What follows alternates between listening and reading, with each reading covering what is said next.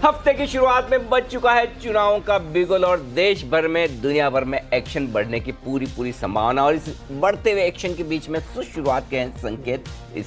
इस वक्त SGX Nifty से 11,000 की तरफ बढ़ेंगे या 11,100 की तरफ पार किधर निकलेंगे, ये है सवाल। लेंगे इसका जवाब शेयर बाजार लाइव में। आप सबका स्वागत है। नमस्कार, मैं हूं अनिल सिंह भी और मैं हूं डिम्पी कालरा। जब 11,000 के आसपास आपका इंडेक्स अच्छी खासी बढ़त दिखा चुका और इसमें अगले 2 महीने के लिए एक मेगा ट्रिगर जिसमें खुमारी में पूरा देश चला जाएगा, वो है चुनाव। उसकी तारीखों का हो चुका है ऐलान। तो इसलिए अगले 2 महीने इन चुनावी सरगर्मियों के बीच में बाजार की दशा दिशा क्या रहने वाली है, इसका पूरा सटीक एनालिसिस हम आपके सामने रखेंगे। खैर, आज के कुछ अहम ट्रिगर भी हैं इन चुनावों की तारीखों के अलावा, जरा वो भी आपके सामने रख दें और इन सभी चीजों पर आज बाजार अपना रिएक्शन देगा। पहली सबसे बड़ी खबर तो यह है कि 90 करोड़ मतदाता अपने मताधिकार का इस्तेमाल करेंगे और इस बार वोट की जो संख्या के साथ साथ एक इंटरेस्टिंग बात है कि तस्वीर भी होगी जब अपना वोट आप डालने जाएंगे।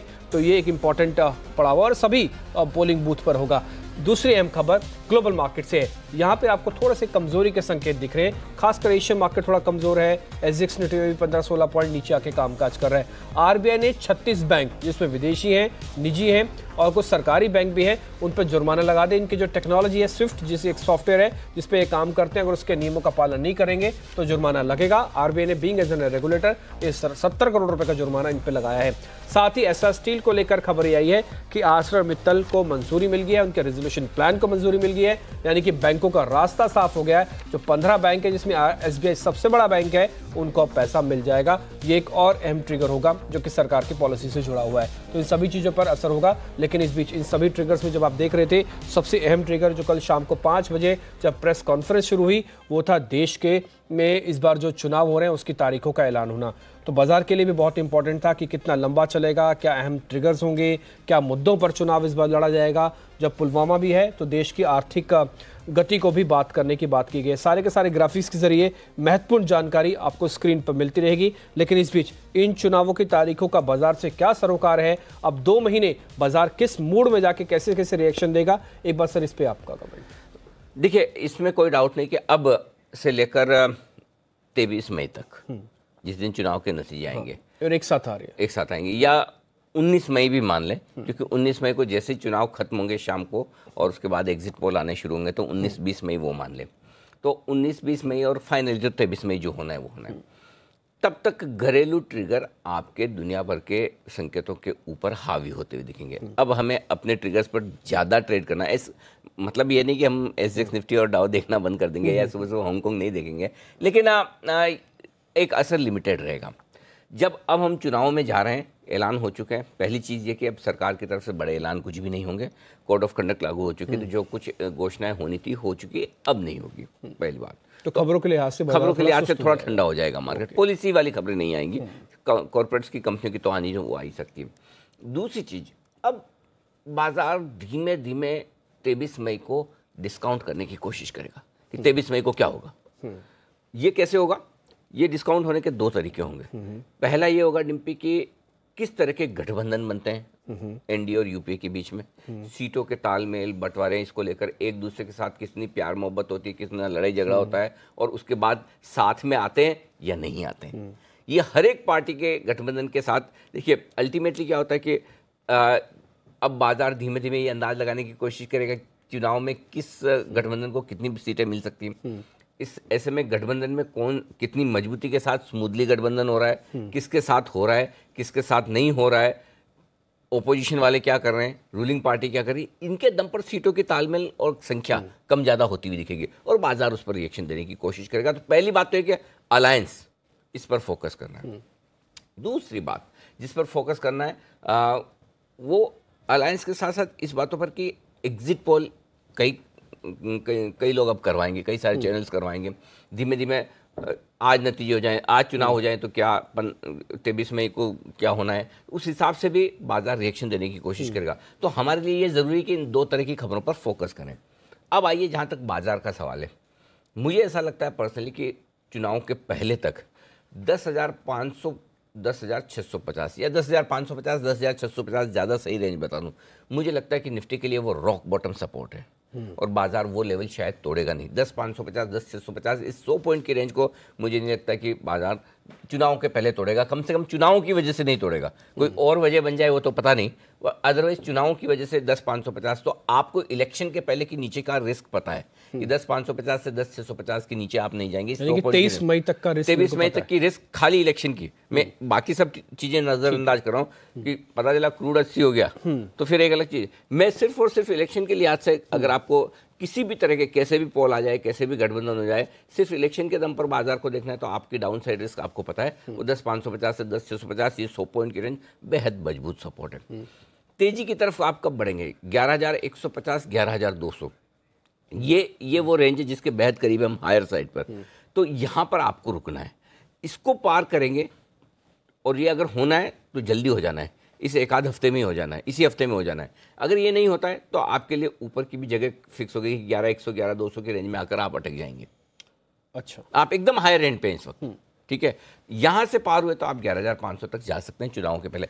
चुनाव के पहले अब वो सेम सिचुएशन बनेगी जो सितंबर 2013 से बनना शुरू हुई थी, चुनाव तक, जो मार्च अप्रैल तक बनी, मार्च तक बनी। चुनाव के पहले अच्छी खासी तेजी बाजार ने दिखा दी, इस उम्मीद में कि बीजेपी की सरकार आ रही है, वो बनने की उम्मीद में होगी। तो अब भी यहाँ से किस तरह की सिचुएशन साफ होती है उसके बेसिस पर आप 11,150, 11,200 के से 11,100, 11,200 के पार निकलने की ऐसी कुछ सिचुएशन अभी के आंकड़ों में भी दिख रही है जब हम 11,000 के ऊपर ट्रेड कर रहे हैं कि मार्केट ने काफ़ी हद तक डिस्काउंट कर दिया है, कि या फिर डिस्काउंट करने की प्रोसेस में है कि जो सिटिंग गवर्नमेंट है यही शायद रिपीट आ जाए? नहीं, अभी जो बाजार मानकर चल रहा है, अच्छा सवाल है, अभी जो बाजार मानकर चल रहा है वो ये चल रहा है कि सरकार वापस एनडीए की बनेगी, लेकिन मुश्किल से, आसानी से नहीं होगी। पिछली बार बीजेपी को पूरी क्लियर कट मेजोरिटी मिल गई, इस बार अगर आप ये देखें तो अभी भी भारतीय जनता पार्टी सबसे सिंगल लार्जेस्ट पार्टी के तौर पर बाजार मानकर चल रहा है, जो मैं बाजार के लिहाज से बोल रहा हूँ कि, और वो ये समझने कि शायद कहीं कहीं 200 से 250 के बीच में सीटें बीजेपी की आनी चाहिए इस वक्त। ये सिचुएशन अभी का सिनेरियो है। हाँ, अभी का सिनेरियो है। और एनडीए कहीं कहीं 250, 260 के आसपास,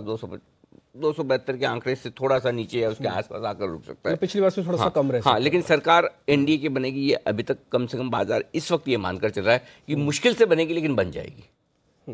तो इस सिचुएशन में, इस परसेप्शन में कोई बदलाव होता है तो बाजार उस पर रिएक्शन देगा। बदलाव क्या होगा? अगर कुछ ऐसे गठबंधन हो जाए या कुछ और ऐसी लहर सी बनने लगे तो फिर शायद 300, 350 वाली सीटों की बात करने लगे तो बाजार बढ़ जाएगा। लेकिन अगर यही घट के 200, 200 की रेंज में आ जाए, या ये सोचे कि बीजेपी 175 के ऊपर निकलना मुश्किल होगा, 200 के ऊपर निकलना बहुत मुश्किल होगा, रेंज 175 से 200 की हो जाए, जो अभी 200 से 250, 250 तक की बात कर रहे हैं, तो उस पर बाजार रिएक्शन देगा।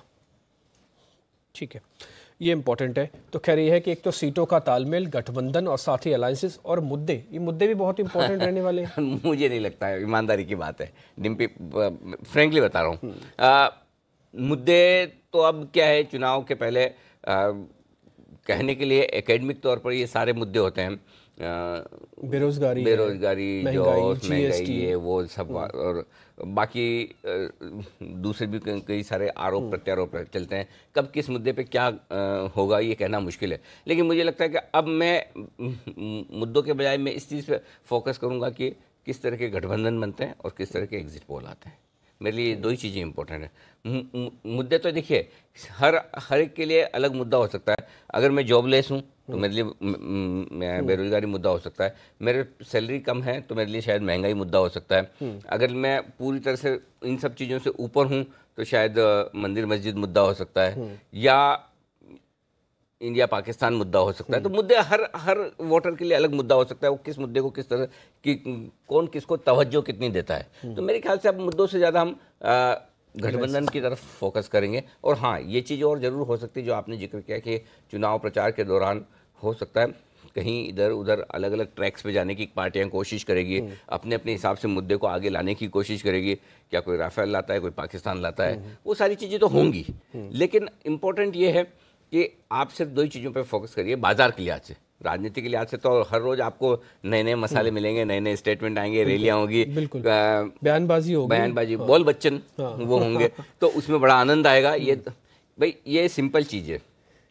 जब भी फेस्टिवल सीजन होता है, त्यौहार आते हैं, मैं होली आ रही है या दिवाली आ रही है, तो हम क्या करते हैं, एंजॉय करते हैं।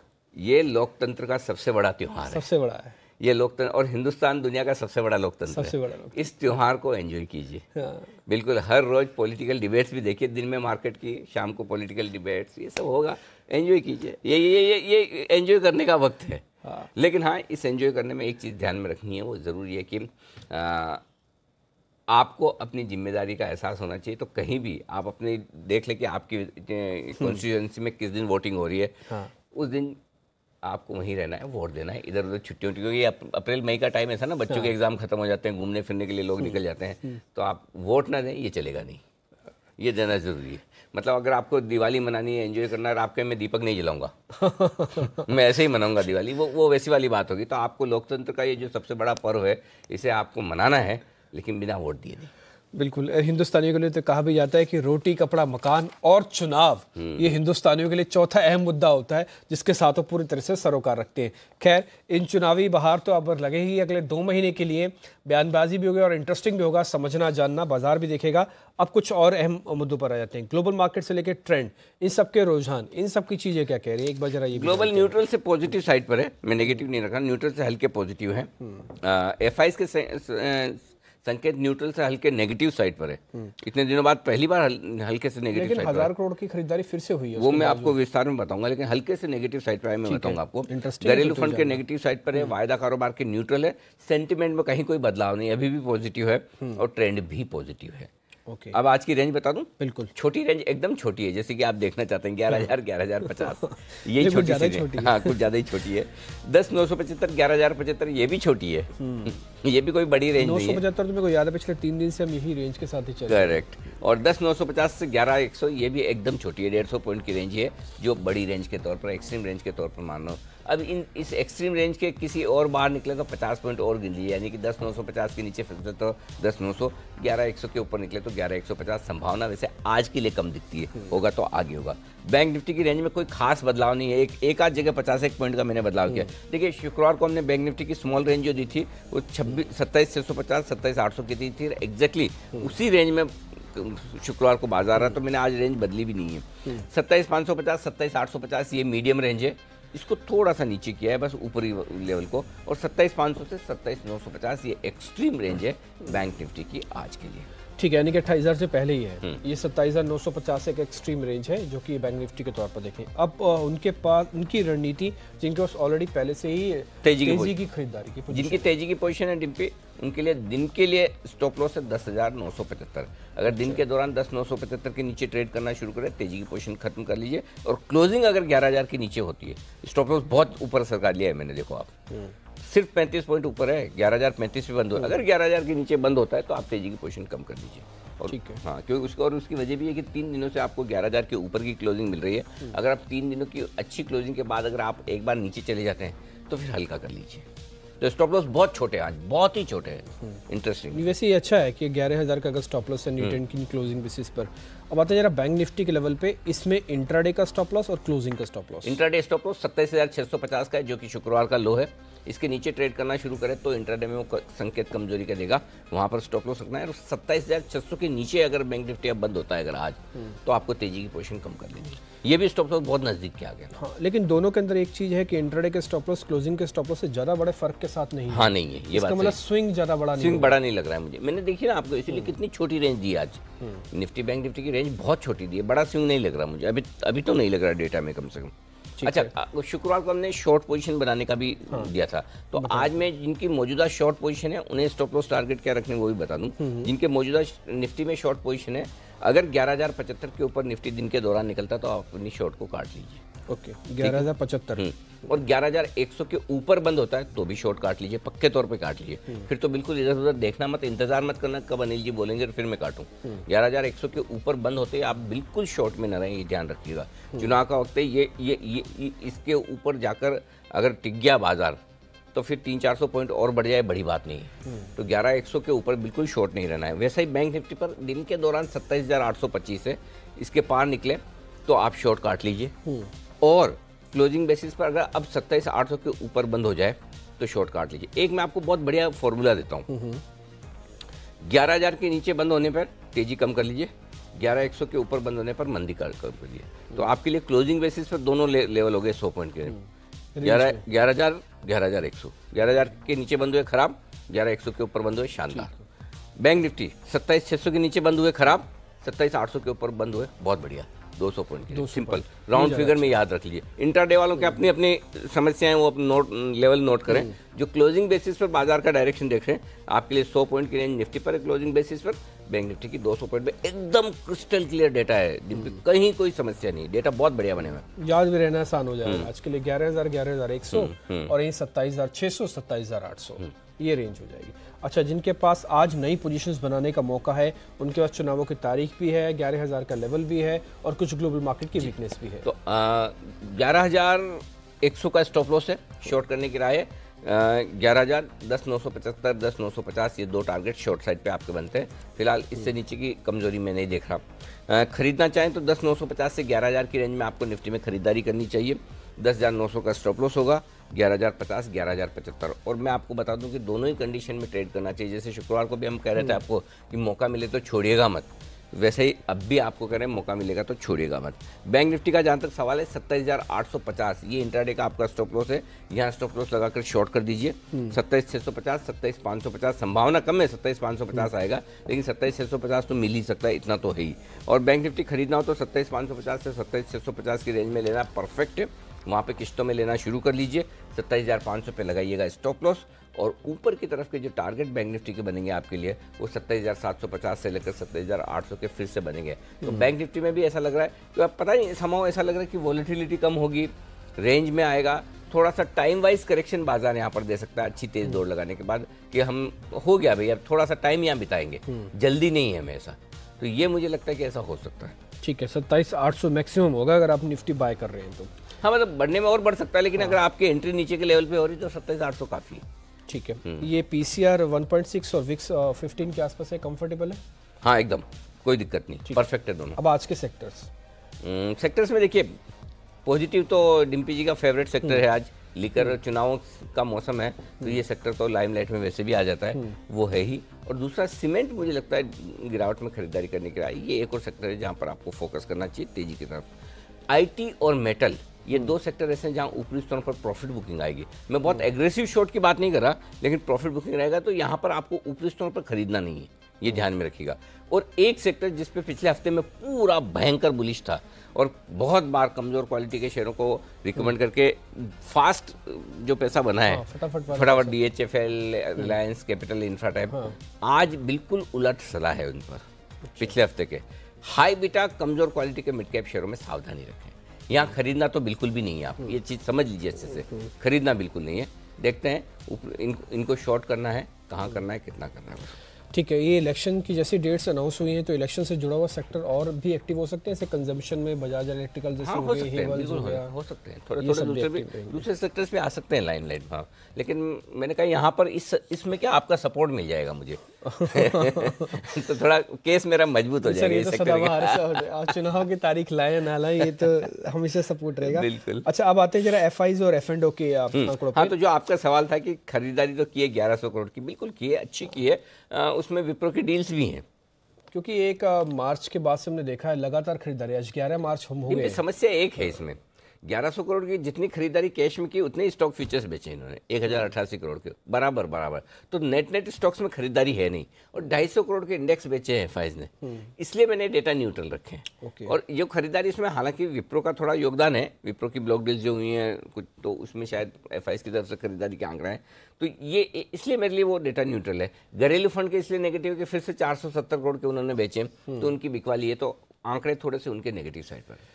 ठीक है, अब जरा F&O पे भी आ जाते हैं। F&O के हिसाब से तो 11,000 की इंपॉर्टेंस क्यों आप इसको कह रहे हैं कि इसके नीचे वीक हो जाएगा और 11,100 के ऊपर तेज हो जाएगा? ये बहुत बढ़िया सवाल है। 11,000 की इंपॉर्टेंस इसलिए है डिम्पी कि वीकली सीरीज लें चाहे मंथली सीरीज लें, दोनों में पुट में हाईएस्ट ओपन इंटरेस्ट 11,000 पर है और दोनों का मिलाकर है 49 लाख शेयरों का। तो मेरा तो ये मानना है कि आज आप दिन के दौरान भी और वैसे भी 11,000 भी नहीं तोड़ेंगे, जबकि आपको SGX निफ्टी 15-20 पॉइंट नीचे दिख रहा है। अगर 11,010 की रेंज में खुले तो वहाँ तुरंत ही खरीद लेना चाहिए। अभी के लिए हालात को देखते हुए मैं बता रहा हूँ, फिर भी हम रुपए की ओपनिंग देख लेंगे। अदरवाइज 11,000 के आसपास खुलता 100% खरीदना चाहिए, ओके, बिना सोचे समझे। अभी की सिचुएशन में जहाँ हांगकांग 70-80 पॉइंट आपका ऊपर है और रुपया 70-15 पे बंद हुआ, 2-5 पैसा ऊपर नीचे खुल जाए तो कोई खास फर्क नहीं पड़ता, तो वहाँ खरीदारी का मौका बन सकता है आपके लिए, इसलिए 11,000 की अहमियत है। अब ऊपर की तरफ आप देखेंगे 11,100 को पार करने के बाद ही फ्रेश तेजी के संकेत आएंगे, जहां पर 26 लाख शेयरों का ओपन इंटरेस्ट है और वीकली सीरीज में 11,200 की कॉल्स पे हाईएस्ट ओपन इंटरेस्ट है। तो रेंज बिल्कुल साफ दिख रही है, सिर्फ और सिर्फ एक ही लेवल मेरे लिए काम का है और वो है 11,000 का। जहां तक बैंक निफ्टी का सवाल है 27,500, ये वीकली और मंथली सीरीज दोनों के लिए आज से सबसे अहम लेवल यही है। 8 लाख शेयरों का बैंक निफ्टी में वहां पर ओपन इंटरेस्ट बना हुआ है, तो जब तक आप इसके ऊपर हैं एकदम परफेक्ट है। 29,000 माफ कीजिए 28,000 के ऊपर आप नहीं जाएंगे, ये भी मान के चलिएगा। तो आपको 27,500 से 28,000 की रेंज में ये वक्त बिताना है बैंक निफ्टी में। 9 लाख शेयर 28,000 पे, 8 लाख शेयर 27,500 पे, बस इस 500 पॉइंट की रेंज को खेलते रहिए। ठीक है, अब आते हैं जरा आज के स्टॉक पे। तो आज का पहले स्टॉक्स ऑफ द डे देखते हैं। तो सर आज आपका एक सेक्टर, एक तो लिकर है और सीमेंट है, पक्का इनमें से कोई एक तो होगा? हाँ बिल्कुल है, और लिकर से ही करते हैं शुरुआत। यूबीएल के को खरीदारी करने की राय है, सीजन आ गया इन शेयरों का और यहाँ पर तेजी बनती हुई दिखेगी। तो यूबीएल वो पहला स्टॉक है जहाँ पर आप तेजी बना सकते हैं। इलेक्शन सीजन है, खरीदिए 1390 के स्टॉप लॉस के साथ, माफ कीजिएगा 1375 के स्टॉप लॉस के साथ। 1390 और 1405 ये 2 लेवल है जिसके लिए आपको खरीदारी करनी है। सारे लेवल आज मैंने कैश के दिए हैं, फ्यूचर्स देख नहीं पाया इसलिए मैंने फटाफट कैश के लेवल दे दिए हैं। दूसरा स्टॉक एक और है जहाँ पर खरीदारी करने की राय है डिम्पी, और वो है बालाजी टेली, जहाँ पर शुक्रवार को काफ़ी भारी भरकम वॉल्यूम हुआ, करीबन 1 करोड़ शेयरों का वॉल्यूम हुआ है। और हालांकि प्रोमोटर्स की तरफ से 7 लाख शेयरों का तो एक रिपोर्ट हुई, शोभा कपूर जो एकता कपूर की मदर हैं, जितेंद्र की वाइफ हैं, उन्होंने खरीदारी की है कुछ 7 लाख शेयरों की। लेकिन उसके अलावा और भी कुछ बड़े ब्रोकरेजेस और अच्छे HNI इन्वेस्टर्स और प्रोमोटर ग्रुप में भी दूसरे में भी खरीदारी की संकेत आए, क्योंकि लेकिन वो रिपोर्टिंग होती है आधा या 1% ऊपर की होती है, उससे कम की है, इसलिए आपको एक ही नाम दिख रहा है। लेकिन खरीदारी काफ़ी कुछ हुई है। 1 करोड़ शेयरों का जो बड़ा ब्लॉक हुआ है उसके बाद इस स्टॉक में तेजी बनने की पूरी संभावना नजर आती है। तो ये वो दूसरा स्टॉक है जहां पर मुझे लगता है एक अच्छी खरीदारी का मौका बन सकता है। 85 रुपये के स्टॉप लॉस के साथ खरीदना चाहिए। 92, 95 और 98 पर यहाँ पर टारगेट रखना चाहिए। और क्योंकि जिस तरह से ट्राई के नियम बदल रहे हैं, ये सब कुछ हो रहा है, तो एंटरटेनमेंट से जुड़ी हुई कंपनियों के लिए थोड़े अच्छे वक्त आने की उम्मीद आप कर सकते हैं। और प्रमोटर जब ले रहे हैं तो थोड़ा कॉन्फिडेंस आपका बढ़ जाता है। ठीक है, तो ये लेवल है। हालांकि 88 पे जाके बंद हुआ है। आज एक बार ओपनिंग के लेवल भी हमको देखने होंगे। 92, 95, 98, ये 3 टारगेट तो फिलहाल भी आप नोट कर लें। यूबीएल के लेवल्स भी नोट करें, इसमें 1390 और 1405 हैं। स्टॉप लॉस 1375 का रख सकते हैं। आज का हीरो भी हम आपके सामने रखेंगे, लेकिन होगा 9 बजे। तो 9 बजे हम आपका आज का हीरो आपके सामने उतारेंगे। तो स्टॉक्स आपने नोट किए, इंडेक्स के लेवल्स आपने नोट किए और चुनाव को लेकर जो बात है वो भी सब नोट की। रजत आपको बता रहे हैं खबरों वाले शेयर, पूजा भी यही काम करेंगे और साथ ही दिवांशी आपको ब्रोकिंग ऑफिस की रिपोर्ट्स बताएंगे। रजत कीजिए शुरुआत। बिल्कुल, सबसे पहले तो बैंक ऑफ बड़ौदा फोकस में रहने वाला है, क्योंकि बैंक ऑफ बड़ौदा का जो मर्जर है जो देना बैंक और विजय बैंक के साथ होना है उसमें आज है रिकॉर्ड तारीख। तो बैंक ऑफ बड़ौदा आज के सत्र में भी फोकस में रहेगा। इसके अलावा रिलायंस कम्युनिकेशन और पूरे एडीएजी ग्रुप के स्टॉक्स को हम क्लोजली ट्रैक कर रहे हैं, क्योंकि आज एरिक्सन मामले में NCLAT में सुनवाई है। मुद्दा ये है कि रिलायंस कम्युनिकेशन चाहता है कि जिनको IT रिफंड मिला था वो बैंक्स रिलीज कर दें। 260 करोड़ का IT रिफंड जो है उसको रिलीज करने की बात है, और ऊपर से एरिक्सन का 550 करोड़ बकाया तो है, उसके ऊपर भी कुछ अपडेट्स आ सकते हैं। तो कहीं ना कहीं रिलायंस कम्युनिकेशन और पूरा ही एडीएजी पैक आज के सत्र में फोकस में है। जेट एयरवेज एतिहाद की बोर्ड बैठक आज है, और ये इंपॉर्टेंट इसलिए है क्योंकि रेजोल्यूशन प्लान जो है जो जेट एयरवेज ने बनाया है उस पर आज चर्चा हो सकती है। तो बड़ा दिन जेट एयरवेज के लिए हो सकता है। इसके अलावा राइट्स एक और कंपनी जहां पर कंपनी की बोर्ड बैठक है आज, और इस बोर्ड बैठक में डिविडेंड की अनाउंसमेंट हो सकती है, इस पर चर्चा हो सकती है। तो राइट्स पर नजर रखें। टाटा मोटर्स के आंकड़े आए हैं और इस बार ग्लोबल होलसेल बिक्री के आंकड़े आए हैं, जिसमें 9% की गिरावट देखने को मिली है, और ये 9% घटकर ग्लोबल होलसेल बिक्री 1,10,000 यूनिट रही है। तो यहाँ पर 9% की गिरावट देखने को मिल रही है बिक्री आंकड़ों में। आलोक इंडस्ट्रीज फोकस में इसलिए क्योंकि NCLT ने आलोक इंडस्ट्रीज के रेजोल्यूशन प्लान को मंजूरी दे दी है, और Reliance industries, JM financial, ARC के रेजोल्यूशन प्लान को मंजूरी दी है NCLT ने। तो ये कहीं ना कहीं आज आलोक इंडस्ट्रीज के लिए एक अच्छी खबर। इसके अलावा DHFL, यहाँ पर खबर यह है कि ब्रिकवर्ड्स ने 29,000 करोड़ के NCDs की रेटिंग घटाई है। NCDs की रेटिंग AA+ से घटाकर AA कर दी गई है। और बैंकिंग स्टॉक्स फोकस में रहेंगे क्योंकि ये नंबर्स आए हैं इस बार कि 36 बैंकों पे कुल मिलाकर जुर्माना लगाया गया है और ये स्विफ्ट नियमों के उल्लंघन का मामला है, जिसके चलते जुर्माने की रकम लगभग 1 करोड़ से लेकर 4 करोड़ के बीच आंकी जा रही है 36 बैंकों पर।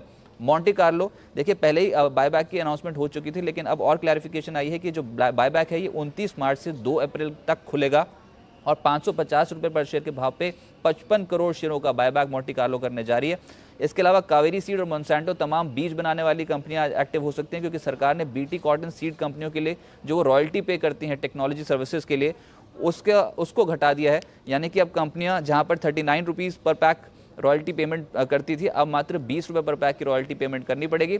बीटी कॉटन सीड भी सस्ते हो जाएंगे, लेकिन क्योंकि रॉयल्टी पेमेंट सस्ती हो गई है इन कंपनियों के लिए, तो ये एक अच्छी खबर कावेरी सीड और मोनसैंटो के लिए समझी जा रही है।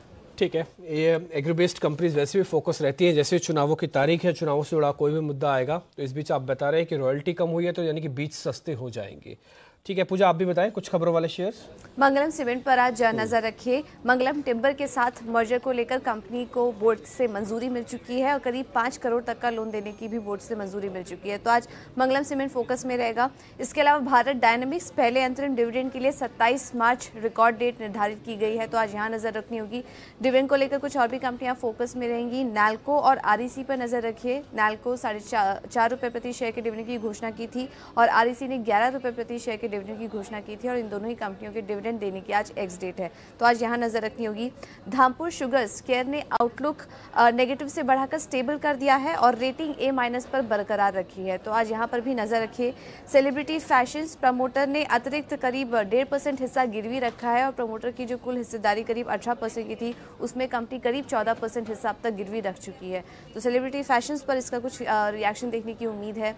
एवरेडी इंडस्ट्रीज डीएसपी ट्रस्टीज ने कंपनी में अपनी हिस्सेदारी घटा दी है 3% और अब हिस्सेदारी जो मौजूदा हिस्सेदारी है वो 1% के आसपास बैठती है, तो आज यहाँ नजर रखनी होगी। कुछ बड़े सौदे भी देखे गए हैं। शुक्रवार को विप्रो में हमने देखा था काफ़ी एक्शन हुआ था प्रमोटर्स की तरफ से, यहाँ पर करीब 2.5 करोड़ शेयर्स बेचे हैं और ये जो पूरा सौदा है 256 रुपये प्रति शेयर के भाव पर ये पूरा सौदा हुआ है, तो आज विप्रो में एक्शन देखने की उम्मीद है। ग्रैन्यूल्स इंडिया में भी प्रमोटर की तरफ से बिकवाली हुई है। प्रमोटर ने कंपनी के करीब 50 लाख शेयर्स बेचे हैं 101 रुपये प्रति शेयर के भाव पर और थर्मिक्स में प्रमोटर्स की तरफ से खरीदारी हुई है। रिलायंस म्यूचुअल फंड ने शेयर्स खरीदे हैं, करीब 10 लाख शेयर्स खरीदे 940 रुपये प्रति शेयर के भाव पर ये खरीदारी देखने को मिली है थर्मिक्स में। ठीक है देवांशी, आपके पास रिपोर्ट्स हैं तो रिपोर्ट बताएं। पहले तो जरा सिटी की कोई रिपोर्ट आई है क्या? इंडिया स्ट्रैटेजी पर सिटी की रिपोर्ट आई है और वो ये मान के चल रहे कि अब मिड कैप्स में उनको अच्छी वैल्यू दिख रही है फिलहाल, और ऐतिहासिक रूप से वो ये मानते हैं कि अगर एक साल मिड कैप्स के अगर वैल्यूएशंस करेक्ट होते हैं उसके बाद बड़ी रिकवरी हमें मिड कैप्स शेयरों में देखने को मिलती है, तो इसी को लेके चल रहे हैं। और टॉप पिक्स उनके एसीसी, इमामी, श्रीराम ट्रांसपोर्ट और फीनिक्स मिल्स हैं जहाँ पे खरीदारी की उनकी राय है। इसके अलावा आज पावर सेक्टर पर सीएलएसए की राय आई है क्योंकि वो जो पावर रेगुलेशंस यहाँ पे फाइनल हुए आने वाले 5 साल के लिए FY19 टू FY24 के लिए, वो उनको काफ़ी पॉजिटिव सरप्राइज दिख रही है। 1 से 2 यहाँ पे थोड़े से कंसर्न्स हैं वो यहाँ पे लिस्ट कर रहे हैं कि ऑपरेटिंग नॉर्म्स थोड़े से सख्त होते हुए दिख रहे हैं, लेकिन उसके बावजूद जो पॉजिटिव्स हैं वो बहुत ज़्यादा यहाँ पे ग्रोथ दिखा सकता है। पावर ग्रिड और एनटीपीसी उनको ज़्यादा पसंद है और दोनों के लक्ष्य उन्होंने बढ़ा दिए हैं। एनटीपीसी पर उन्होंने अपने लक्ष्य 188 कर दिए हैं, पावर ग्रिड पे भी अपने लक्ष्य 2% से उन्होंने बढ़ा दिए हैं। सीएलएसए की आईटीसी पर बहुत ज़्यादा पॉजिटिव रिपोर्ट नहीं है, कमेंट्री थोड़ी सी नेगेटिव है और ये मान के चल रहे हैं कि जो पेयर्स हैं ग्लोबल पेयर्स उनके जो वैल्यूएशन है वो थोड़े से करेक्ट होते हुए दिख रहे हैं। अगर आईटीसी प्राइस हाइक नहीं लेता है तो आगे ग्रोथ थोड़ी सी मुश्किल उनको दिख रही है। 400 तक के लक्ष्य उन्होंने बरकरार रखा है। मॉर्गन स्टैनली के एसबीआई पर पॉजिटिव रिपोर्ट आई है, उन्होंने कहा है कि जो सेविंग्स डिपॉजिट की दरें हैं वो अब रेपो रेट से कैलकुलेट करेंगे, फ्लोटिंग रेट से, उससे मार्जिन्स काफ़ी स्थिर होते हुए दिखेंगे और इसके चलते ग्रोथ आते हुए दिख सकती है। 375 तक के लक्ष्य हैं। और साथ ही आज मैक्वारी की जुबिलेंट लाइफ पर रिपोर्ट आई है, 1068 तक के लक्ष्य हैं और रुड़की की जो डेवलपमेंट है वो अनुमान के मुताबिक आती हुई दिख रही है। वर्किंग लेटर यहाँ पे और साथ ही जो वार्निंग लेटर कंपनी को मिलता हुआ दिखा था वो FY20 तक सॉल्व होता हुआ दिखेगा, तो इससे जो EPS का दबाव का अनुमान था वो अब कम हो रहा है। 2% का EPS का यहाँ पे दबाव देखने को मिल सकता है, तो ये पॉजिटिव कमेंट्री है। और आज HSBC की जो इन्फोएज पे रिपोर्ट आई है वो काफ़ी पॉजिटिव है और उन्होंने अपग्रेड किया है स्टॉक को, खरीदारी की राय है और लक्ष्य उन्होंने करीब डबल कर दिया है। वैसे 1700 के आसपास ये स्टॉक ट्रेड कर रहा है। 1978 तक के लक्ष्य दे रहे हैं और मान रहे हैं कि जो प्रॉपर्टी की वैल्यू है और फूड कारोबार ये काफ़ी पॉजिटिव यहाँ पे ट्रेड करता हुआ दिख रहा है। और आखिर में नोमुरा की डॉक्टर रेड्डी पर रिपोर्ट आती हुई दिख रही है, जहाँ पे उन्होंने अपने लक्ष्य को घटा दिया है। लक्ष्य 3478 से घटाकर 3414 तक का कर दिया। और सुबेक्सॉन में जिस तरह से कंसर्न्स चल रहे, कंपटीशन बढ़ रही है और कीमतें घटी है, उसका जो अनुमान है ईपीएस का, उस पर असर आ सकते हैं। तो ईपीएस का अनुमान उन्होंने घटा दिया है, इसी के चलते उन्होंने लक्ष्य भी घटाया है। ओके, तो ये वो तमाम रिपोर्ट्स जहाँ पर एक्शन दिखने वाला है ज़बरदस्त। में आईटीसी पर सीएलएसए की 400 की रिपोर्ट और एसबीआई पर मॉर्गन की 375 की, ये दो रिपोर्ट बड़ी इंटरेस्टिंग हो सकती है, यहाँ पर फोकस करेंगे हम। आइए शामिल करते हैं मेहमानों को। हमारे साथ राकेश बंसल, कुणाल सरावगी, सुमित बगड़िया, संदीप जैन, सिमी भौमिक। आज का ये पैनल हमारे साथ जुड़ने की तैयारी में सिमी जी जुड़ चुकी कोलकाता से और दिल्ली से राकेश बंसल साहब भी। आप दोनों का ही स्वागत है। Good morning. राकेश जी बताइए, खरीदारी के इरादे हैं या कुछ शॉर्ट भी हैं या मिक्स है दोनों?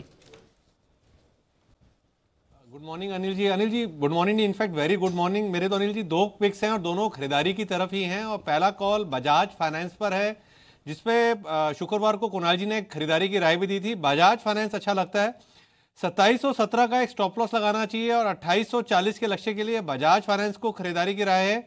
दूसरा एनटीपीसी काफी अच्छा लग रहा है, जिसने 152 के ऊपर एक ब्रेकआउट दिया है। 147 का स्टॉप लॉस, 160 के टारगेट के लिए एनटीपीसी को खरीदने की राय है। तो एनटीपीसी पर तो आज रिपोर्ट भी आ चुकी है और सीएलएसए के 188 के टारगेट उन्होंने दिए हैं, तो आपको थोड़ा रिपोर्ट का भी सहारा मिल जाएगा और साथ ही खरीदारी करने की राय बजाज फाइनेंस में भी है।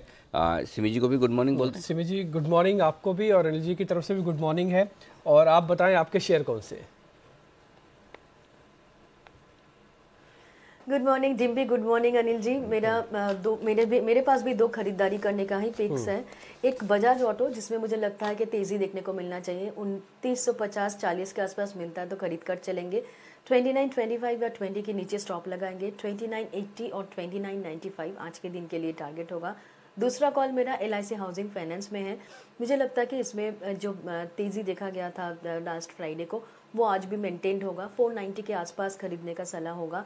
85 या 82 के नीचे स्टॉप लॉस रहेगा और 498 और 504 ये 2 टारगेट्स होगा इंटरडे के लिहाज से। दोनों कॉल मेरा खरीदारी के साइड में ही है। चलिए, तो ये है आपके लिए स्टॉक्स जहां पर खरीदारी करने की राय, बजाज ऑटो और LIC हाउसिंग फाइनेंस। आइए सुमित जी से भी पूछें उनकी top trading pick. Sumit ji good morning, बताइए सर।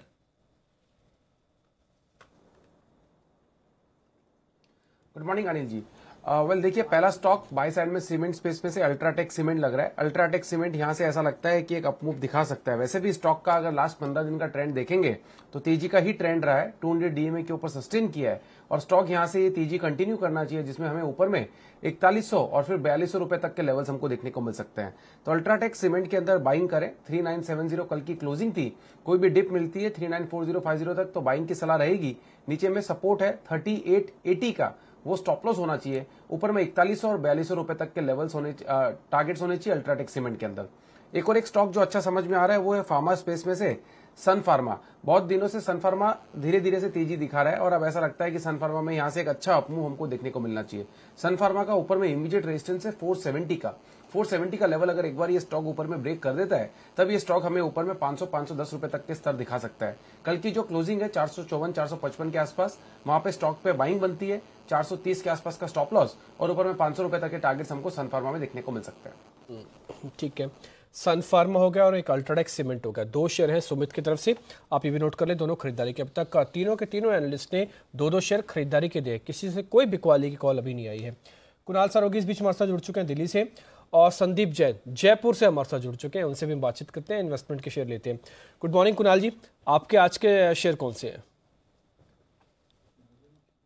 डिम्पी जी, गुड मॉर्निंग अनिल जी। 2 काउंटर्स जहां पर खरीदारी करनी है, इसमें सबसे पहले LIC हाउसिंग फाइनेंस है। LIC हाउसिंग फाइनेंस में हमने एक ब्रेकआउट शुक्रवार को आते हुए देखा और देखा कि सारे NBFC स्टॉक्स में ब्रेकआउट आ रहा है। तो मुझे लगता है LIC हाउसिंग फाइनेंस पे काफी इंतजार के बाद अब एक ब्रेकआउट दे चुका है, तो इस काउंटर में आपको एक बड़ी तेजी देखने को मिल सकती है। तो यहाँ पर मौजूदा स्तरों पर बाय करें। स्टॉप लॉस रखना है 485 रुपए पर, पहला टारगेट 510 रुपए का होगा। बाय करें LIC हाउसिंग फाइनेंस। और दूसरी खरीदारी की राय है टेक महिंद्रा में। ये स्टॉक लगातार बाजार को आउट परफॉर्म करता आया है। पिछले दिनों में हमने करेक्शन आते हुए देखा और फ्राइडे को हमने करेक्शन समाप्त होते हुए और एक ट्रेंड को रिज्यूम होते हुए देखा है। तो मुझे लगता है कि टेक महिंद्रा को बाय करें। स्टॉप लॉस 795 रुपए पर रखें, 835 रुपए का टारगेट। ठीक है, LIC हाउसिंग फाइनेंस एक और कॉल है जो कि कुणाल जी की तरफ से है। ऑलरेडी सिमी ने भी कहा है कि LIC हाउसिंग फाइनेंस पर आप ध्यान रखें, और टेक महिंद्रा उनकी लिस्ट में शामिल है आज खरीदारी की। तो कुणाल की तरफ से आज के 2 शेयर हो गए। जैन साहब गुड मॉर्निंग। अब तो चुनावों की तारीख भी आ गई है और मिड कैप का अच्छा खासा बढ़त भी देखने को मिल रहा है। कुछ शानदार शेयर आपने ऑलरेडी पहले दिए भी हैं, अभी किस पे करना है फोकस? नहीं, बिल्कुल मिड कैप्स और स्मॉल कैप्स। इनफैक्ट लिस्ट काफ़ी लंबी है और लंबी होती जा रही है। रीज़न बीइंग कि अब जो प्री इलेक्शन रैली है इनफैक्ट लास्ट वीक ही शुरू हो गई थी 8-10 दिनों में, और अब ऐसा लगता है जो डेट्स आई है और जितना बड़ा ये समय है, तो मुझे लगता है कि बिल्कुल माहौल बना हुआ रहेगा मार्केट में। और कहीं ना कहीं एक मुझे ऐसा लगता है कि डाउनसाइड तो अब रिस्क कम हो ही गई है, ख़त्म सी लगती है। एक बार 10,600-700 ऊपर का जो घर है वो करीब हो सकता है कि 11,300-400 एक बड़ी तेजी आ सकती है। और मिड कैप्स और स्मॉल कैप्स भले मार्केट चले या नहीं चले, बट मिड कैप्स और स्मॉल कैप्स में काफ़ी एक्शन रहेगा जो कि अपने देखा है। और मुझे ऐसा लगता है कि यहाँ पे बिल्कुल PSU स्टॉक्स में भी ध्यान देना चाहिए। एक राइट्स जो कि मैंने पहले भी काफ़ी बार रेकमेंड किया और हमारे यहाँ पे हमने दिवाली पिक के हिसाब से भी स्टॉक को दिया था, अच्छा चला, फिर करेक्शन हुआ क्योंकि मिड कैप स्मॉल कैप नहीं चल रहे थे और वापस से बहुत अच्छे लेवल्स पे है। राइट्स पे ध्यान दिया जाए। LIC हाउसिंग फाइनेंस ऑलरेडी 2 दिग्गज एनालिस्ट ने दिया हुआ है, तो मैं इसको नहीं मानता कि मैं दूं, बट मुझे बहुत अच्छा लगता है एज अ स्टॉक। मतलब HFCs में ये बेहतरीन स्टॉक लगता है और जिस तरीके से अफोर्डेबल हाउसिंग और ये सब की जो अनाउंसमेंट्स हुई है, इसका बहुत बड़ा मतलब बेनिफिशियरी ये स्टॉक तो रहेगा, तो ये तो बिल्कुल लेना ही है। और तीसरा है डेल्टा कॉर्प। इनफैक्ट ये कंपनी एक तरीके से एक फुल फ्लेजेड एक एंटरटेनमेंट कंपनी की तरह से आने वाली है और ऑलरेडी जिस तरीके के अब इनके नंबर्स आने लगे हैं बहुत बेहतरीन है। और मुझे लगता है कि ऐसी आइडिया और दूसरी कोई लिस्टेड स्पेस में नहीं है, तो डेल्टा कॉर्प पे बिल्कुल ध्यान दें। एडलवाइज बहुत बड़ी पॉजिटिव न्यूज़ इस कंपनी के लिए था और बहुत बड़ा करेक्शन इस स्टॉक ने देख चुका है और डाउनसाइड रिस्क अगेन कम लगती है मुझे यहाँ पे भी। 2-3 बड़ी पॉजिटिव न्यूज़ पिछले एक हफ्ते में आ गई है, तो एडलवाइज पे ध्यान दें। Last but not the least Suven life मैंने काफ़ी बार रेकमेंड किया हुआ है चैनल पे। फार्मा स्टॉक में मिड कैप में यहाँ पे भी एक पॉजिटिव न्यूज़ आज, तो इस पे ध्यान दिया जा सकता है। सो कुल मिला के मैंने कोशिश किया कि जो लॉन्ग टर्म आइडियाज़ और जहाँ पे एक्शन शॉर्ट टर्म में भी आ सके वैसे एक आइडियाज़ लाने की कोशिश की है। The list is really big, show के दौरान और बात करेंगे। तो जो खबरें जो स्टॉक्स आप बता रहे हैं उनमें LIC हाउसिंग तो आज 3 के हो गए, एकदम 3 के हो गए। सिमी जी, कुणाल जी और संदीप जी तीनों को पसंद है। उसके अलावा सुवेन लाइफ एक स्टॉक जो आपने बोला इसमें इंटरेस्टिंग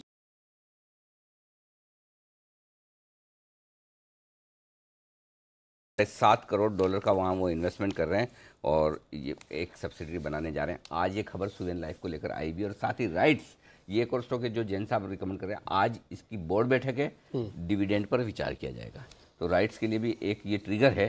तो 2 तो वो स्टॉक हैं जहाँ खबरों के दम पर भी एक्शन दिखने की तैयारी में है आपके लिए। आइए जिन और शेयरों में खबरों के दम पर एक्शन दिखेगा उन पर करते हैं चर्चा, करते हैं बातचीत। एक स्टॉक है बंसल जी का फेवरेट ग्रेन्यूल्स, और 50 लाख शेयरों की डील हुई थी शुक्रवार को। डील होते ही हमने इस स्टॉक को पकड़ा और उसके बाद देखिए आज जो आया है डील में वो ये कि 101 रुपये के दाम पर प्रोमोटर्स ने बिकवाली की, लेकिन प्रोमोटर्स की बिकवाली होते स्टॉक 7% भागकर 111 पर बंद हुआ है काफ़ी मजबूती के साथ। राय दीजिए अपनी, क्या फ्रेश खरीदारी की जाए, और जिन लोगों ने बंसल जी आपके बोलने पर खरीदा हुआ है उनके लिए स्टॉप लॉस टारगेट भी बता दीजिए। देखिए अनिल जी, फ्रेश खरीदारी की तो राय नहीं है। उन दिनों जिन्होंने अनिल जी खरीदा है वो अब एक ट्रेलिंग स्टॉप लॉस 109 रुपये 65 पैसा का रखना चाहिए, और ऊपर में यहाँ पर 116 रुपये 75 पैसे से लेकर 118 रुपये के बीच में मुनाफा बांधना चाहिए। 116 से 118 के बीच में एक बार प्रॉफिट बुक कर सकते हैं ग्रेन्यूल्स इंडिया के अंदर, अगर आपके पास है तो। कोई ट्रेलिंग स्टॉप लॉस देना चाहेंगे आप बंसल जी? बिल्कुल डिम्पी, 109 रुपीज 65 पैसा, 109 रुपये 65 पैसे का एक ट्रेलिंग स्टॉप लॉस लगाना चाहिए। ठीक है, 109 से 118 के बीच की रेंज होगी। 109 टूटे तो बाहर आ जाइएगा, 118 है तब भी बाहर आना है, बट तब प्रॉफिट के साथ, ज़्यादा प्रॉफिट के साथ आप बाहर आएंगे। ग्रेन्यूल्स इंडिया के अंदर आज की रेंज 109 से 118 की है। ठीक है, कुछ एक और शेयर्स पे आते हैं। सिप्ला, इसने एक अपनी सब्सिडरी के जरिए एक और कंपनी को खरीदा है जिसमें उन्होंने सीधा 11.5-12% हिस्सेदारी खरीदी है, और ये कुछ फार्मा से ही जुड़ी हुई सेगमेंट है, अलग से है इनका, नॉन ऑर्गेनिक है थोड़ा, तो वहाँ पे इन्होंने खरीदारी की है। सिप्ला पे एक बार कुणाल जी आपकी रिकमेंडेशन क्या किया जाए? देखिए चार्ट कमज़ोर हुआ है कुछ डिम्पी, और मुझे लगता है कि 550 रुपए के नीचे जब तक ये ट्रेड कर रहा है तब तक इसमें बिकवाली का ही दबाव बना रहेगा। बाकी सभी फार्मा काउंटर्स में हम एक एक करके तेज़ी बनते हुए देख रहे हैं। सिप्ला थोड़ा अंडर परफॉर्म कर रहा है, तो मुझे लगता है थोड़ा वेट एंड वॉच करना चाहिए और 550 के ऊपर ही इसमें नई खरीद के बारे में सोचना चाहिए। अगर ये स्टॉक 530 को तोड़ देता है तो इसमें दोबारा से गिरावट हावी हो जाएगी और फिर हो सकता है कि आपको 515 तक का एक करेक्शन देखने को मिले। तो 530 के नीचे बिकवाली की राय रहेगी, 550 के ऊपर खरीदारी की। इन स्तरों पर एक बार के लिए वेट एंड वॉच करें। ओके, फिलहाल सिप्ला में इंतजार कर लें, कोई जल्दबाजी ना करें, आराम से खरीदेगा, कोई जल्दी नहीं। दामपुर शुगर, सीबी जी जरा आपका फेवरेट स्टॉक है, इसके चार्ट देखकर बताइए। एक हल्की सी अच्छी खबर है सेंटिमेंट सुधारने के लिहाज से। सेंटिमेंट सुधारने के लिहाज से इसलिए कि केयर ने इनकी जो रेटिंग है, रेटिंग तो नहीं बढ़ाई लेकिन रेटिंग का जो आउटलुक था वो नेगेटिव से स्टेबल कर दिया है। तो स्टॉक पर आपकी राय क्या है, क्या अभी खरीदारी करनी चाहिए या थोड़ा निचले स्तरों का इंतजार करें? जी खरीदारी तो करनी चाहिए अनिल जी। मुझे लगता है कि 220-225 के आसपास अच्छा सपोर्ट है। स्टॉक दोबारा उस रेंज पर जाएगा तो ज़रूर अट्रैक्ट करेगा बाइंग। उस रेंज के आसपास खरीदारी करने का सलाह होगा। और रिसेंटली जो हाई बनाया है ये स्टॉक 252 के आसपास, वो हाई क्रॉस हो जाएगा तो 270-75 तक तो मिनिमम जाएगा। तो मुझे तो ये स्टॉक बेहद पसंद है, तो मैं तो रिकमेंड करूँगी डीप में खरीदारी कीजिए। 220-25 तक ये स्टॉक आ सकता है, वहाँ पर खरीद लीजिए। ठीक है, 231-32 का बंद हुआ है, 225 तक आए, 23 तक आए, तब भी आप इसमें खरीदारी भी कर सकते हैं। तो सिमी का तो मानना है कि डिप में इस पर खरीदारी की जाए। फिलहाल एसजीएक्स निफ्टी अभी भी 11 अंकों की ही गिरावट आपको दिखा रहा है। सुमित, एक शेयर और भी है, वो है एवरेडी इंडस्ट्रीज। ये बैटरी बनाने वाली कंपनी है कलकत्ता की। इस पे डीएसपी ट्रस्टीज जो इसमें पहले भी हिस्सेदारी रखता था, उसने हिस्सेदारी को थोड़ा और घटा दिया। अब घटा के सिर्फ 1% ही होल्डिंग रखता है इस पे। तो इसके लिए अच्छी खबर नहीं है, नेगेटिव खबर है कि एक बड़ा फंड हाउस ने अपनी हिस्सेदारी को कम किया है। आप जरा देख के बताएं चार्ट कितना मजबूत और कितना कमजोर है।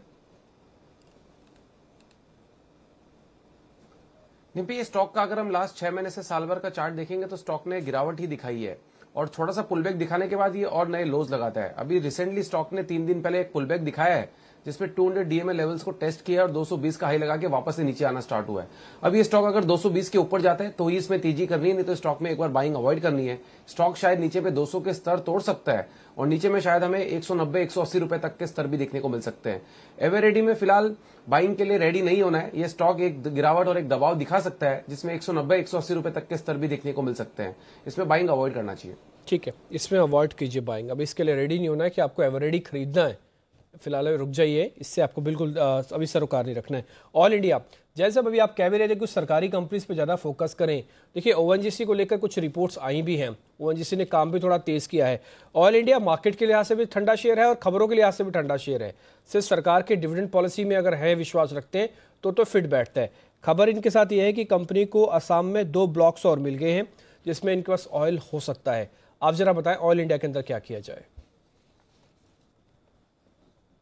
देखिए ऑयल इंडिया बहुत सही कहा आपने, एक सुस्त टाइप का शेयर है जो कि मुझे हमेशा इन टाइप के शेयर वैसे अच्छे लगते हैं क्योंकि बहुत ज़्यादा एक्शन नहीं हो, न्यूज़ में अननेसेसरली नहीं रहे। और ये कंपनी ने एक तरीके से अंडर परफॉर्म ही किया अगर पीएसयूज में भी देखें। बट फिर मुझे ऐसा लगता है कि जिस तरीके की क्वालिटी बैलेंस शीट है और डिविडेंड डील जिस तरीके का है, एक अच्छा स्टॉक है। सर्टनली जिन्होंने ले रखा वो होल्ड करके रखे। कोई बहुत ज़्यादा विशेष में फ्रेश तेज़ी के लिए या फिर फ्रेश इन्वेस्टमेंट के लिए अभी राय नहीं दूंगा क्योंकि दूसरे स्टॉक बहुत सारे हैं जहां पे बिल्कुल दिमाग लगाया जा सकता है। तो ये है आपके लिए ऑयल इंडिया पर आए, फिलहाल इंतजार कर लें, ठीक रहेगा, कोई दिक्कत नहीं। कावेरी सीड्स, कुणाल जी जरा इस पर राय दीजिए। एक अच्छी खबर यह है कि बीटी कॉटन सीड्स पर जो रॉयल्टी का पेमेंट होता है वो कम किया गया है, तो इससे बीज थोड़े सस्ते होंगे, तो कावेरी सीड मॉन्सेंटो जैसी कंपनियों के लिए फायदे की बात होगी। कावेरी सीड तो आप ट्रेडिंग में बताते रहते हैं और मॉन्सेंटो 10 की कमाई में। दोनों ही स्टॉक ऐसे हैं जो आपके रेडार वाले हैं, क्या करना है? देखिए मुझे लगता है अनिल जी कावेरी सीड का चार्ट तो कमज़ोर है और इसमें हमने एक पुलबैक ज़रूर पिछले कुछ दिनों में देखा है, लेकिन स्ट्रक्चर बेहद कमज़ोर है। तो मान लीजिए कोई पुलबैक बन जाए आज इस खबर के चलते तो निकलने का प्रयास करना चाहिए। 440-445 मुझे लगता है कि बहुत स्टिफ रेजिस्टेंस है, उन स्तरों के परे जाने की संभावना कम दिखती है। मोनसांटो अलबत्ता बहुत ही बेहतरीन चार्ट स्ट्रक्चर है, काफ़ी समय से काउंटर कंसोलिडेट कर रहा है, तो हमने इसमें कोई बड़ा मोमेंटम नहीं देखा है। लेकिन अगर इसको मध्यम अवधि के लिए खरीदा जाए तो मुझे लगता है मोनसांटो एक आउट परफॉर्मर साबित होगा और मौजूदा भाव पर यानी कि 7700 के आसपास इसको खरीदें, 7200 के आसपास इसको खरीदें और होल्ड करके रखें। ऊपर की ओर मुझे लगता है 2900 पहला टारगेट और 3200 रुपए दूसरा लक्ष्य होगा, तो मोनसांटो खरीदने की राय। ठीक है, अगर कावेरी सीड और मोनसांटो में से कोई एक लेना चाहते हैं इस खबर के लिहाज से तो मोनसांटो को देखें। वैसे ये भी अपने आप में बड़ा यू टर्न है। पहले बीटी कॉटन सीड्स को लेकर या बीटी ब्रिंजल्स को लेकर बहुत कड़ा विरोध होता था, इनको कोर्ट कचहरी से मामला जीत के लाए। अब सरकार कह रही है कि हम आपके बीज को और सस्ता कर रहे हैं। ये बड़ी हैरानी की बात है कि चुनावी वाले समय में बीटी कॉटन्स को लेकर सरकार खुद इन पर रॉयल्टी पेमेंट को घटा रही है। ठीक है, इस बीच डीएलएफ पे भी एक खबर है कि कंपनी जून तक करीब 3,000 करोड़ रुपए का क्यूआईपी लेके आना चाहती है। जून तक। साल ये नहीं साल नहीं लिखा ना, जून ही होता है। मेरे पास जानकारी है जून है, तो मैं मान के चलता 2019 का ही जून होगा। नहीं, क्योंकि क्यूआईपी लाने की कई बार बोल चुकी है, आएगा कब और इसमें पैसा लगाएगा कौन, ये बड़ा सवाल है। और किस भाव पे होगा? किस भाव पर होगा? तो सुमित जी जरा बताइए, डीएलएफ का चार्ट्स वगैरह वायदा कारोबार के संकेत देखकर कुछ स्टॉक बढ़ेगा क्या इस खबर के दम पर?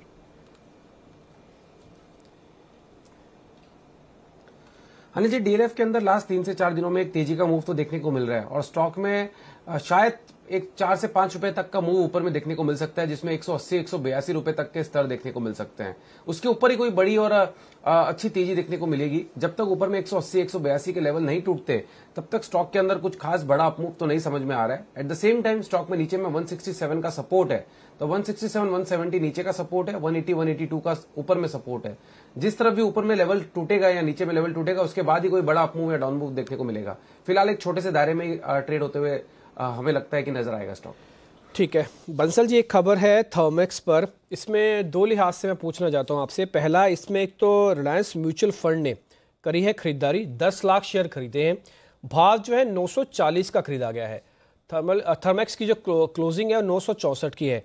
भाव को देख के वीक होगा क्योंकि 940 का खरीदा हुआ है, या फिर म्यूचुअल फंड ने 10 लाख शेयर खरीदे हैं, ये खुशी की बात है इसलिए चलेगा? देखिए डिम्पी, शॉर्ट टर्म आउटलुक तो यहाँ नेगेटिव है और इस खुशी की खबर के चलते अगर स्टॉक में कोई गैप अप ओपनिंग होती है तो मेरा ऐसा मानना है डिम्पी निकलना चाहिए। यहाँ पर नीचे में 965 एक इमीडिएट सपोर्ट है और चांसेस हैं आगे चल के स्टॉक इसके नीचे निकलेगा, टिकेगा, 965 के नीचे फिसलेगा जिसकी संभावना ज़्यादा है। तब यहाँ पर 915, 920 के भाव देखने को मिलेंगे। तो इस खबर के चलते, पॉजिटिव न्यूज़ के चलते कोई उछाल आता है तो उस उछाल को यूज करना चाहिए यहाँ से निकलने के लिए। अच्छा, ये जो खुशी की खबर की आप बात कर रहे हैं ना, खुशी की खबर एक आने की तैयारी में, और वो वैसी नहीं जब कुणाल जी की आई है वैसी नहीं, कुणाल जी आई तो आई, वो तो अद्भुत है, लेकिन इसके अलावा दूसरी एक खबर आने की तैयारी में, और वो कल आने की पूरी संभावना है। कल खुशी आने वाली है। हाँ, और कल कुणाल जी, राकेश जी, सिमी जी और सुमित जी, आप भी ध्यान से सुनिएगा, न्यूज़ चैनल के इतिहास में एक नई चीज़ होने वाली है, और वो एक ऐसी चीज़ होगी जो आज तक आपने कहीं देखी नहीं, सुनी नहीं। और कल आपकी एक ऐसे एंकर से मुलाकात हो सकती है जिसे आपने कभी नहीं देखा। कभी नहीं देखा? कभी नहीं देखा। कभी नहीं देखा, न आपने देखा, न मैंने देखा है, न कुणाल जी ने, न राकेश जी ने देखा है। तो जी बिजनेस जो हमेशा हम कोशिश करते हैं कुछ नई क्रिएटिविटी की जाए, कुछ नई टेक्नोलॉजी लाई जाए, कुछ नया हमारे दर्शकों को दिखाया जाए, उसकी दिशा में कल हम एक बड़ा कदम उठाएं।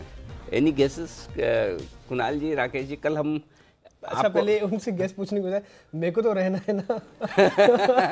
हाँ, ये ऑप्शन आप दे के चलिए। हाँ बिल्कुल। अरे कल कुणाल जी बोल दे कि ऐसा डिम्पी जी की जगह कोई रिप्लेस हो रहा है। हाँ, वो तो अगर कल कुणाल जी को कोई एंकर ऐसा ज़्यादा पसंद आ जाए और उनकी डिमांड हो जाए तो फिर रिप्लेसमेंट की गुंजाइश है। हाँ बिल्कुल है गुंजाइश, मेरे रिप्लेसमेंट की भी हो सकती है, आप ही की क्या। तो कल हम कुणाल जी, कल राकेश जी आपके साथ एक ऐसा एंकर होंगे जिन्हें आज तक आपने कभी टेलीविज़न के इतिहास में टेलीविज़न के पर्दे पर किसी भी चैनल पर देखा नहीं है एक्साइटमेंट जानने का? अनिल जी बहुत उत्सुकता हो रही है जानने की, और मुझे ऐसा लग रहा है कि कहीं ऐसा तो नहीं कोई रोबोट वगैरह हो एंकर बनने वाले। आपकी कल्पनाएं तो मतलब बहुत ही ज़बरदस्त है, लेकिन कुछ न कुछ नया और पहली बार ऐसा होने वाला है जो आप कल ही देख पाएंगे, अंदाज लगाइए। पूरी संभावना है हम कल वो आपके सामने उन्हें बुलाएंगे, उनसे और आपके सामने। बंसल जी से भी एक बात पूछा जा सकता है? हाँ बंसल जी जरा आप भी आंकलन लगाइए ना, गैस कीजिए तो, हमको तो पता नहीं।